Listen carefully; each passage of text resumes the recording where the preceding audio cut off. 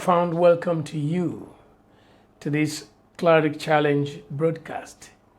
The Clarity Challenge is about clarity. It's about being able to make decisions that are critical for relationship success. At the Clarity Challenge, we ask questions.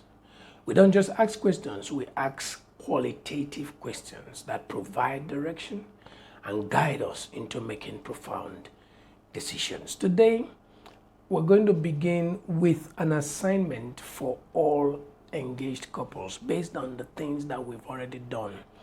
First of all, for every engaged couple, your assignment number one is please sit down and put together what your vision statement is. Based on the work we've done so far, you have varied vision statements, and that's not going to take us anywhere.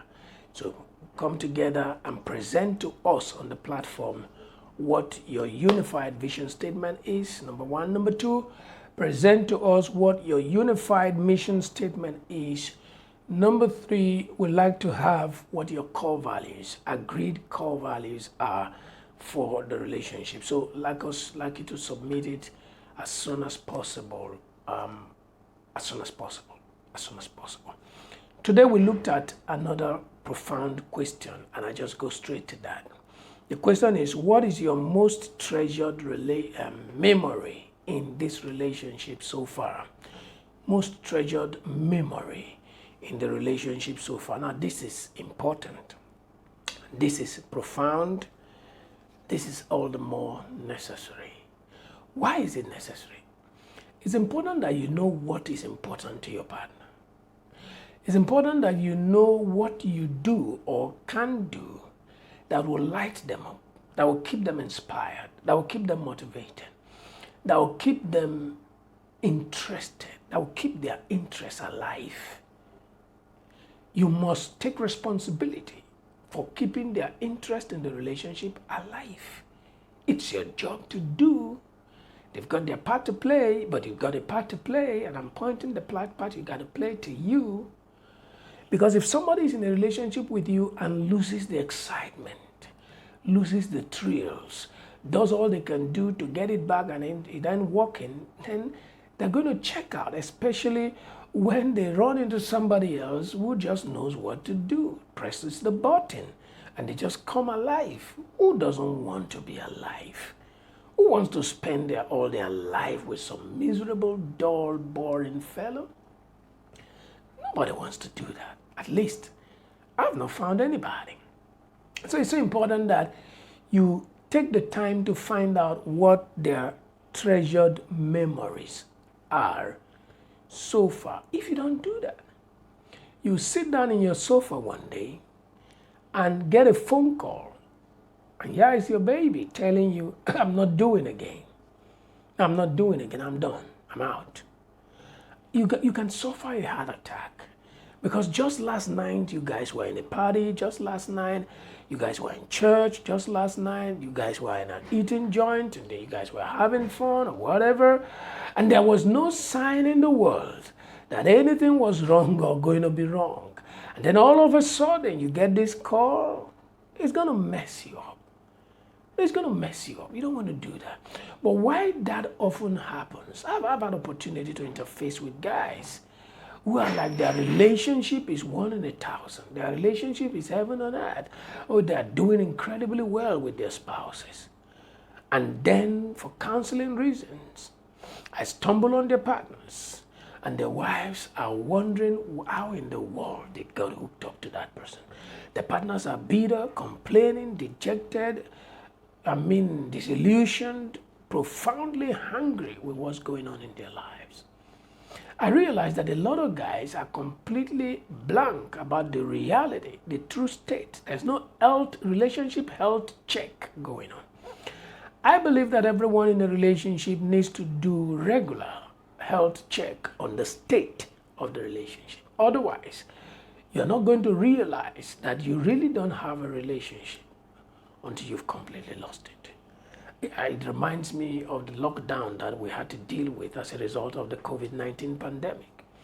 A lot of people didn't know they didn't have a marriage until they were trapped in the same space for 5 days with the same person, and then they realized they were total strangers.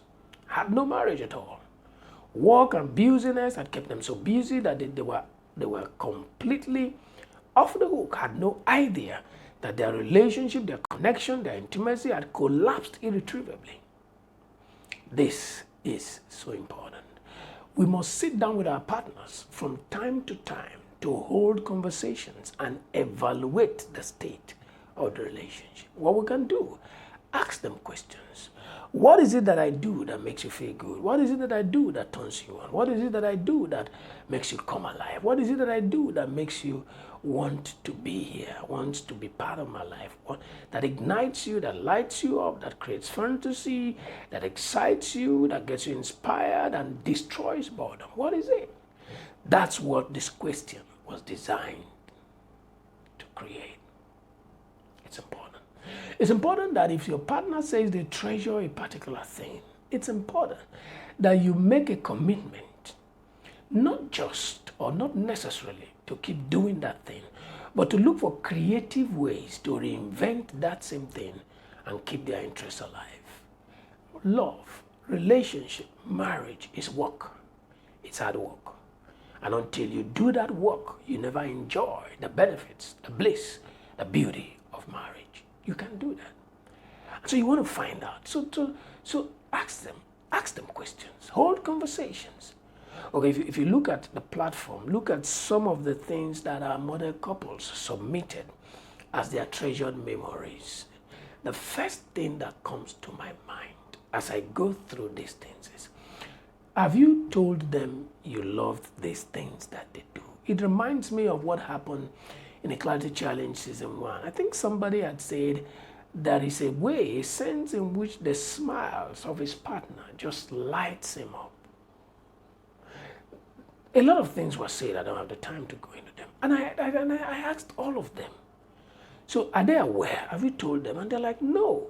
And I'm wondering, what in the world are you waiting for? Now, what do you need to be able to let them know you like this about them?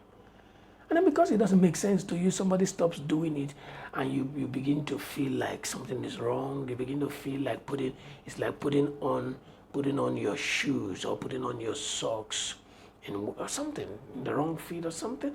Listen, if you don't let me know what I do that lights you up, I'm going to unintentionally stop doing it without thinking or without knowing what value it adds to your life.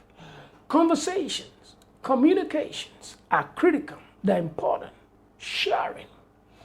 Now, one of our model couples here said that one of the most treasured memories for her was that at the beginning of this year, he called her to re-inaugurate, to reinvent the union, the relationship. And for her, this means so much to her. As a matter of fact, she also said that he didn't just do that. He now prayed for her and blessed her. And that means all the world to her. Imagine in the course of this relationship that for this same guy, the new year begins. Let's say now they're even living in the same house and married. And there is no such call or such strategic reinvention that enables him to rededicate the union. Probably say the vows again. Probably do whatever it takes to introduce a fresh start for the relationship at the beginning of every year. Let's say he doesn't take the time to pray and to bless her, and then imagine what her feelings will be like. She may not be able to say it. Some people are bold enough to say it, and the guy doesn't even understand how important it is to her, and then he waves it off and moves on with his normal life. Or she doesn't even say it. All she does is grow bitter, be sad, and sometimes you want to know why she's sad. She doesn't even know why she's sad. A lot happens in a relationship. People act in certain ways and don't know why they act the way they act. But oftentimes it's that something that meant everything to them has been withdrawn from them. It's so important that this guy knows that this means a lot to him. It's so important to her. It's so important that this guy is creative to reinvent this every year. And that now staying together, of course, these two are in distant relationship in the sense that right now she's serving the fatherland in a youth service in another state, several hundreds of miles away from where he is. So he's able to do this, and it makes a lot of difference to her. But what will you do when you're now in the same house? You can't throw this away. No, you can't be casual about the beginning of a new year. No, you can't do that. No, you can't take for granted the fact that she probably wants you to pray for her, to bless her, and to do all that. It's the reason why you want to know what the treasured memories are for your partner. I don't even know if I still have all the time, but someone else here says, wow, every time she's with him, he can take her to places for Africa. They can go to places for Africa. So this lady likes to travel about. She likes to visit parks. She likes to visit zoos. She likes to visit amusement parks. She likes to go places, concerts, whatever. You can't get married to this kind of person and then suddenly realize that you are too busy for this kind of outing, whereas it is this attitude of yours that kept the interest in you alive, sustained it, made it possible for her to overlook a whole lot of junk about you and then get into the relationship, and now you're too busy for that. And then when things come crashing down, you're looking for the devil, you're looking for what in the world is going on with you. Let's come off it. The relationship is work, and if we work it, it'll work. Let's commit. I wish I had time to look at all them other things, but every other couple on the platform, take note of the things that I've said and be committed to continuing. Some of the things you did it without knowing it will make a difference, but now it's made a difference. Keep at it and create new avenues for injecting life into the relationships.